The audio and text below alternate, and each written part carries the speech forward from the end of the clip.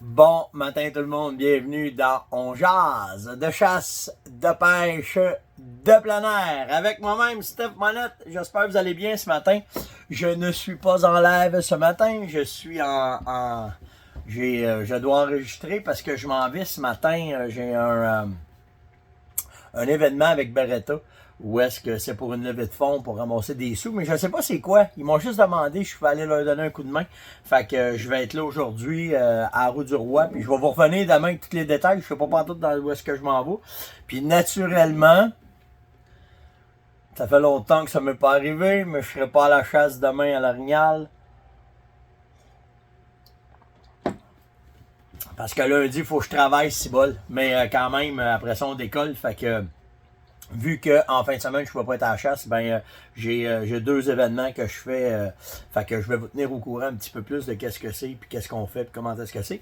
Demain, je pense que c'est public, par exemple, je m'en vais au club Le Pionnier à l'Assomption, dans le coin de Repentigny. Il y a une journée porte ouverte pour les fusils, puis je vais être là demain. Fait que pour tirer, puis toute l'équipe, c'est une grosse journée porte ouverte. Fait que si vous n'êtes pas à chasse à l'Orignal, puis que ça vous tente de venir faire un tour, ben venez faire un tour au club demain. Je vais être là avec la gang de Beretta aussi. Là, fait que petit week-end promo. Fait que puis dimanche, ben, on s'en va retirer au club la Roue du Roi avec des chums puis tout le kit. Fait qu'on va aller faire un peu de pigeon. Puis après ça, on va se préparer. On va pouvoir aller à la chasse à l'Orignal la semaine prochaine. Avant de partir pour l'Europe. Donc, ouais, un matin, il y a 173 000 chasseurs d'orignaux qui vont partir et qui vont s'en aller vers tous les coins du Québec, là, parce que c'est la majorité des ouvertures, c'est demain. Donc, beaucoup de bouffe, de gaz, de 4 roues, de 4x4, de chalets, d'avions. En voulez-vous des raisons là, pour pouvoir aller à la chasse, mais surtout pour faire rouler l'économie? La chasse à l'Orignal, c'est une des chasses qui fait rouler le plus l'économie au Québec dans le temps de la chasse.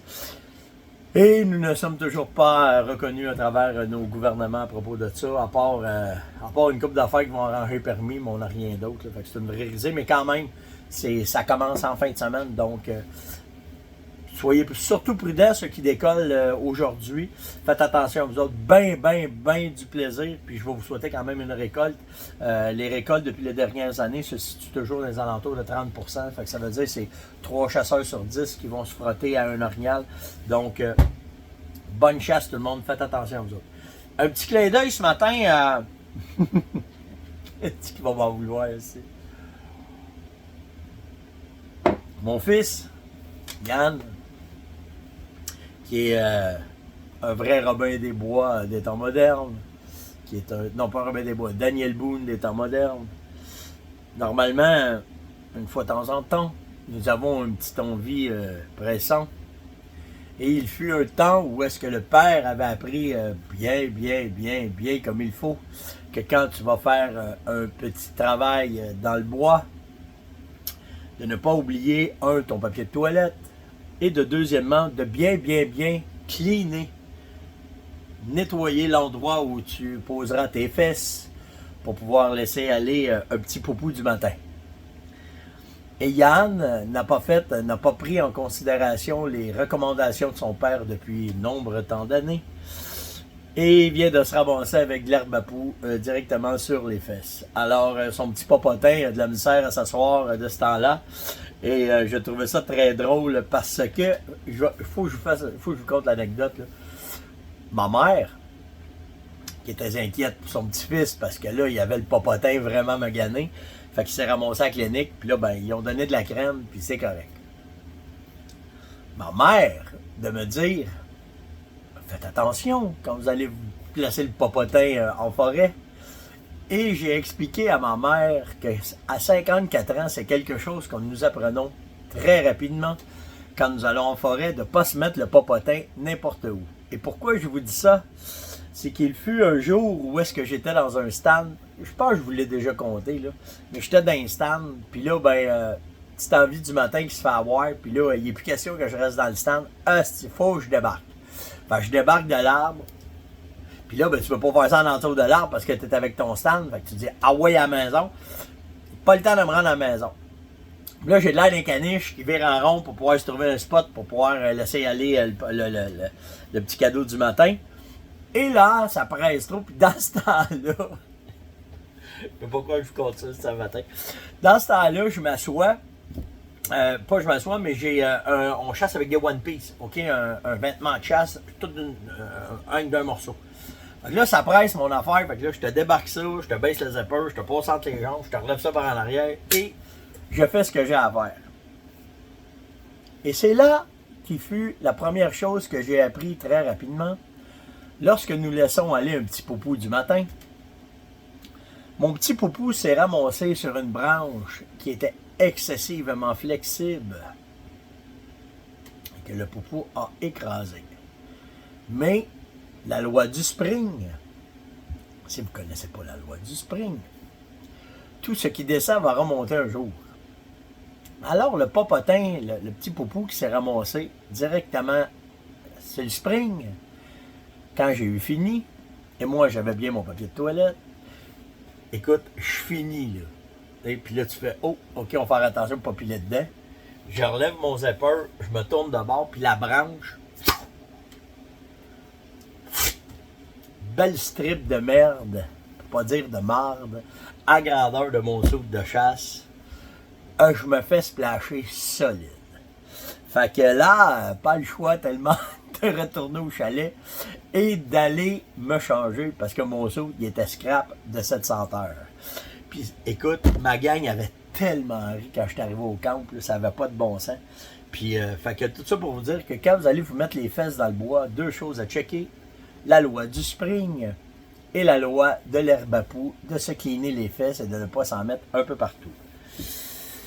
Donc, puis l'histoire, ah non, ok, je me rends pas jusqu'à là, mon gars va me tuer, mais j'ai d'autres affaires que je peux pas vous conter ça. Mais quand même, faites attention à votre popotin quand vous allez dans le bois. Il peut y avoir deux surprises, en tout cas deux que j'ai appris à mes dépens, l'herbe à poux et la loi du spring. Ok, à matin, on va aller dans les questions. Je peux pas être là avec vous autres trop longtemps parce que, pour loader ici, c'est un peu long. Puis, faut quand même, c'est ça, faut quand même que j'opère un peu ce matin. J'ai Anto qui m'a demandé ta meilleure suggestion pour une carabine de chasse.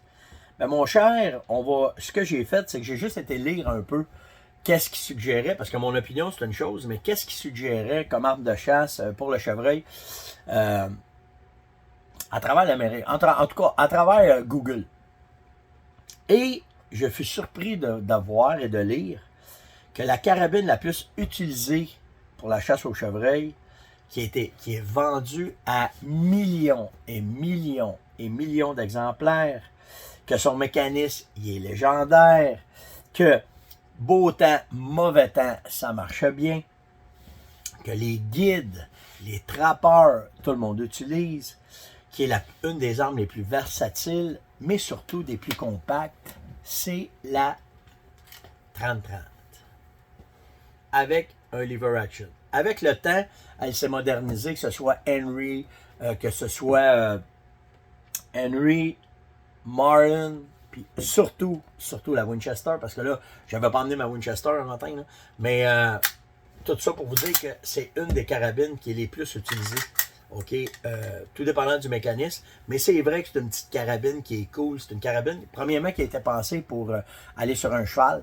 Fait à cause qu'elle n'est pas large, qu'elle est courte, qu'elle est facile d'utilisation, ben, puis un calibre 30-30, ça fait la job en masse sur un chevreuil, à courte distance, bien entendu. Mais là, on s'entend, c'est des carabines qui sont utilisées à mire ouverte, OK, le 3/4 du temps. Donc, vraiment, avec, tu sais, tu charges. Les nouveaux modèles, là, attendez, là, ici, il y a un cran de sûreté. OK, tu peux pas. Il est en l'envers.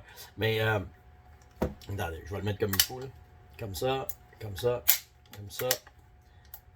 Fait que là, il est barré, puis ce qu'il fait, c'est vrai, lui, ce qu'il fait, c'est quand il est dessus, c'est quand la gâchette, regardez comment est-ce qu'elle est, puis quand que tu l'enlèves, je sais pas, quand tu l'enlèves, ben là, il vient se coller directement dessus. C'est comme ça qu'il est. Fait que ça empêche de faire la percussion sur la cartouche. Puis aussi, ben, tu as le chien que quand il est comme ça, ben, quand tu es comme ça, ben, tu peux pas tirer non plus. Fait que c'est un mécanisme qui est quand même assez sécuritaire et qui est excellent, là, tu sais, vraiment. Fait que c'est elle, la carabine de tous les temps. Mais tu sais, en fait, est-ce qu'il y a meilleur aujourd'hui? Moi, je pense que oui, je vais vous en parler. Mais la raison pourquoi faire qu'elle est la plus populaire, ben, c'est parce que c'est dans les premières. Puis justement, à cause des années 1700, des années 1800, des années 1900, ben, quand il y a eu, ça a commencé dans les années 1800. Mais qu'il y a eu la conquête de l'Ouest, ben, c'était la carabine que tout le monde avait pour pouvoir conquérir l'Ouest. Maintenant, si on regarde dans les armes modernes, maintenant qu'on a, je ne l'ai pas emmené ce matin là, parce que je suis dans la roulotte puis que je m'en vais là-bas, mais tu vas regarder pour une arme compacte, une arme légère, une arme fiable, une arme qui est simple et surtout, souvent, ces armes-là, c'est les armes les plus abordables parce que tu vas arriver, c'est souvent les premières armes qu'on va acheter quand on va commencer. J'ai deux modèles que je me suis arrêté dessus, puis c'est deux modèles que j'ai là, naturellement à la maison.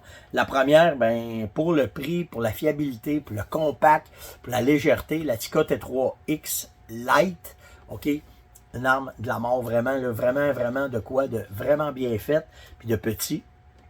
En plus, elle est courte. Donc, si tu vas dans le calibre 308 ou 3006, tu vas avoir de quoi de très intéressant. J'ai oublié, Anto. Et si tu veux juste mettre un petit peu plus, puis que là, ton arme devient quasiment un investissement, tu peux aller dans le Sako A7 Roughtech, qui est une excellente arme aussi. Juste un petit peu plus cher que la Tikka, mais quand même une super bonne arme, compacte, la même affaire, tout le kit. Fait que tu as ces deux armes-là. Si on regarde le mécanisme, ben je vais te conseiller fortement une action à levier, pas à levier, mais à verrou. Donc, avec ça, tu vas bien t'en sortir, puis tu vas avoir vraiment du plaisir. Si après ça, tu vas aller dans des armes plus abordables, ben tu vas aller, les armes, là, j'ai eu la chance de tester souvent d'autres armes, puis d'essayer, puis tu vas aimer beaucoup la Mossberg, c'est quoi donc le, à verrou, j'ai que la Predator, mais c'est pas ça. Ah, c'est que j'ai un blanc. En tout cas, viens m'écrire, vous venez m'écrire, puis je vais vous le trouver, là. Le modèle, c'est pas Predator. En tout cas, nevermind, là, j'ai un blanc matin. Mais s'il y en a qui sont intéressés par un modèle, c'est un modèle qui se vaut 500-600$. Les autres, ça va, tu sais, si je regarde la Tikka T3A, ça va aller dans 800-900$, puis la A7 va aller à peu près dans 1100-1200$. Fait que ça roule à peu près là-dedans. Mais ceux qui commencent à chasser, puis comme Anto, là, qui demandent qu'est-ce qui serait de best, ben venez me parler en privé, puis ça va me faire plaisir de vous aider. Guillaume, une maudite bonne question. C'est-tu vrai que les tentes, on devrait y penser des traités la même affaire que nos vêtements, vérifier avec la blacklight, c'est la lumière mauve, si elle reflète à la lumière? Oui, mon cher. C'est très important parce que c'est pas juste l'être humain, c'est n'importe quoi qui a trop de bleu dedans qui va ressortir, qui va faire un aura en forêt, puis tu veux pas avoir ça. Fait que oui, les tentes de chasse, il faut qu'ils soient checkés. En noirceur, tu passes la blacklight dessus, puis si ça ressort, le blanc ressort, il faut absolument que tu traites pour enlever ça, qu'est-ce que tu, parce que tu vas probablement te faire détecter. Alors oui, c'est un très bon point. Les tentes de chasse, il ne faut pas oublier ça.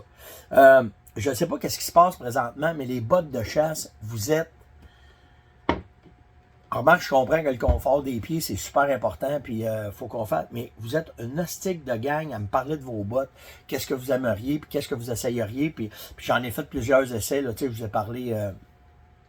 mes Amberland, ou que ce soit mes Arkilla, ou peu importe, là, tu sais, puis là, je t'apprends à essayer une nouvelle sorte, là, je pense que c'est AX, ou quelque chose, un autre bot qui vient de l'Europe, puis je vais vous en reparler, là, parce que le but, c'est d'essayer de vous aider le plus possible. Donc, si vous avez des suggestions, n'importe quoi, ça va me faire plaisir là, de vous aider pour les bots. Je les ai toutes, hein. J'ai toutes les sortes. J'ai pas assez de pieds d'une saison pour tout essayer les bots que j'ai. Mais je vais vous revenir avec d'autres choses aussi là, que j'ai reçues dernièrement. Quoi d'intéressant pour ceux qui utilisent les bottes de marche, mais qui veulent avoir les pieds au chaud. Fait que je vais vous revenir avec ça. Mais je suis impressionné de comment est-ce que ça vous concerne beaucoup, l'état de vos pieds, puis comment est-ce que c'est. Puis c'est normal, là. Tu ne vas pas passer la semaine les pieds tout tremblent quand tu vas à la chasse. Fait que d'investir dans une bonne paire de bottes, ben c'est important. Mais je vais vous revenir avec d'autres choses. Stéphane, j'aimerais ça. Danny me demande ça. C'est quoi ta meilleure option quand tu chasses un chevreuil? C'est quoi que tu fais As-tu une routine que tu vas instaurer quand tu chasses? Ouais. Quand je chasse un chevreuil, je chasse quasiment tout le temps de la même façon. C'est sûr qu'il va y avoir des variantes, puis je vais m'adapter à l'habitat, mais simplement comme ça, puis si tu veux le prendre en note, je te le dis, là, c'est ma routine régulière quand j'arrive au chevreuil. Fait que mes matins sont dédiés à la prospection, donc trouver des traces, trouver des signes, regarder comment est-ce que les chevreuils ont bougé. Ensuite de ça, je vais faire le tour de mes caméras de surveillance, puis je fais ça le matin, là, OK? Après ça, naturellement, je vais réapprovisionner, puis là, tout se fait en même temps, mes micros à pas, donc c'est là que je vais trouver mes traces, je vais faire ma prospection, je vais regarder mes caméras, je vais regarder mes photos, OK? Puis là, c'est là que je vais instaurer mon patronage au début de ma chasse. Donc, je vais commencer à comprendre les allées et venues des chevreuils, comment est-ce que je sais, comment est-ce que c'est, puis là, je vais voir comment est-ce que je vais faire. Souvent, les 2-3 premières heures du matin, je vais les chasser dans des entonnoirs sur des signes, soit des scrapes ou soit des renouées ou peu importe là, comment est-ce que c'est. Tout de suite, quand j'ai fait 1 heure ou 2 et que les chevreuils ont arrêté de voyager, ben là, je vais partir puis c'est là que je vais aller faire le tour de mes micros à pas, les réapprovisionner, regarder mes traces, regarder mes frotteurs, tous les nouveaux signes que les chevreuils vont m'avoir laissés. Puis le soir, le dernier 3 heures de chasse avant que le soleil se couche, je vais essayer d'intercepter les chevreuils. Donc, je vais me placer dans des endroits vers les points de nourriture. Donc, quand ils vont sortir des dortoirs et qu'ils sont allés vers les points de nourriture, puis c'est là que je vais chasser. Soit dans une tente, soit dans mes radars. Mais rarement, je vais m'installer tout de suite au point de nourriture. J'aime ça les intercepter parce que je les pogne à clarté dans ce temps-là. Puis au point de nourriture, souvent, ils arrivent le soir. Donc, quand ils arrivent le soir, je ne peux pas chasser trop tôt. Donc, c'est un peu la façon que j'utilise mes fins de journée. Puis naturellement, c'est la même affaire, les grattages, les frottages, les sentiers, les traces fraîches, les allées et venues, c'est là que je vais m'installer le soir. Ça, c'est ma routine régulière à la chasse au chevreuil. Dans l'ouest, ça va changer un peu parce que les 2-3 premières heures du matin, on couvre beaucoup de territoire pour essayer de trouver où est-ce qu'ils sont. Souvent, on va se frotter sur eux autres, donc on utilise soit les véhicules, soit les vélos, soit les motoneiges, soit les 4 roues, soit à pied pour couvrir le plus de territoire possible pour essayer de trouver où est-ce qu'ils sont. Puis le soir, on vient se replacer, comme je vous ai dit, puis on chasse de cette façon-là. Voilà, simple de même. Puis, j'ai Jean qui m'a posé une christie de bonne question. Écoutez bien ça. J'ai ajusté mon télescope sur mon arbalète. C'est la même affaire sur une carabine. C'est la même affaire sur n'importe quoi, OK? Mon scope, il est ajusté au max, puis il tire toujours trop bas. Y a-tu de quoi que je peux faire? Là, je peux pas te le montrer un matin, mais quand on a fait, le week-end chez Secorel, je l'ai montré quoi faire, puis qu'est-ce qu'il faut faire quand vous mettez un télescope. Premièrement, ce que tu fais, c'est que tu enlèves, tu as tes montures, donc tu vas défaire les vis pour enlever tes montures. Pas les montures d'après ton, là dans ton cas, c'est ton arbalète, une carabine, c'est la même affaire, mais celle juste où est-ce qu'il y a le télescope. Là, ce que je fais, c'est que la largeur de la monture, ça te prend de quoi pour chimer ton scope? Tu sais, s'il tire trop bas, il faut que tu le lèves en avant, puis s'il tire trop haut, tu vas le lever en arrière, OK? Puis là, moi, ce que j'utilise comme chim, puis là, c'est qu'il y a un paquet d'armuriers qui capotent quand ils checkent mes affaires, mais moi, je suis pratico-pratique. Puis pour avoir des chims qui bougeront plus, tu vas avoir le quoi qui aura plus de... Tu sais, faut pas que ça bouge. Donc, ce que je fais, c'est que je prends du papier aluminium que je vais couper en petites languettes qui vont rentrer dans mon scope, puis je vais les superposer un par-dessus l'autre. Je vais bien les aplatir, donc je vais les faire. Et puis ça prend pas grand-chose, hein. C'est au millième, là. Fait que là, je vais mettre 4-5 épaisseurs de papier aluminium. Mettons, dans ton cas, c'est que ton télescope tirait trop bas. Donc, si tu veux le lever, ça va être le scope d'en avant. Donc, dans ta partie d'en avant. Fait que je vais juste mettre quelques chimes de papier aluminium en dessous pour le relever un peu. C'est important que ton télescope, tu calcules. Tu sais, m'a donné un exemple, tu es à côté au bout, là. Fait que là, tu vas faire 1 tour, 2 tours, 3 tours, 4 tours, 5 tours, 6 tours, tu es rendu l'autre bord. Fait que là, tu fais la moitié. Fait que tu reviens à 3 tours. 1, 2, 3. Donc, ta croix va être au centre. Puis là, avec ta chime, là, tu vas le relever. OK? Tu vas serrer ça. Puis là, tu vas retourner tirer. Puis là, tu vas voir comment est-ce que ça va aller. Puis là, tu vas être capable d'aller chercher la balance d'ajustement qui te manque avec la chime que tu as mis entre ton télescope et ta monture. Puis là, tu vas être capable d'ajuster ton télescope, que ce soit pour ton arbalète ou que ce soit pour une carabine, c'est la même affaire. Je le fais dans tous mes cas, dans toutes les armes que j'ai, que quand je n'étais pas capable d'ajuster, je le fais automatiquement. Simple de même. Donc, si tu as d'autres questions, Jean, n'hésite pas, ça va me faire plaisir de pouvoir revenir t'aider là-dessus. Mais moi, c'est la façon la plus simple que j'ai trouvée. Puis surtout quand tu es sur le terrain, puis des fois, tu n'as pas moyen. Puis papier aluminium, ça fait un job en masse. Ça fait 20 ans que je fais ça, puis j'ai jamais eu de problème. Puis ça tire boule tout le temps. Donc, c'était le On Jase de ce matin. Likez, partagez, invitez, surtout commentez. Puis merci pour tous les beaux commentaires que vous avez donnés sur la chasse au canard qu'on a fait hier. Tout le monde est venu, en tout cas, beaucoup de commentaires sur ma petite famille puis le petit plaisir qu'on a eu vraiment. C'est une chasse mémorable qu'on a faite hier. Mon gars Sam, il a fait un job de l'enfer sa prospection avec mon gars Yann. Puis on a juste eu à profiter et passer du bon temps en famille. Donc, je vous souhaite la même chose. Si vous partez à la chasse à l'orignal en fin de semaine, puis vous êtes parti pour le reste de la semaine, soyez prudents, amusez-vous, beaucoup de respect si vous rencontrez d'autres chasseurs, OK?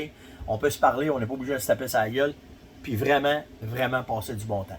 Donc, likez, partagez, invitez, surtout commentez, puis nous autres, on joue demain matin. Ciao tout le monde!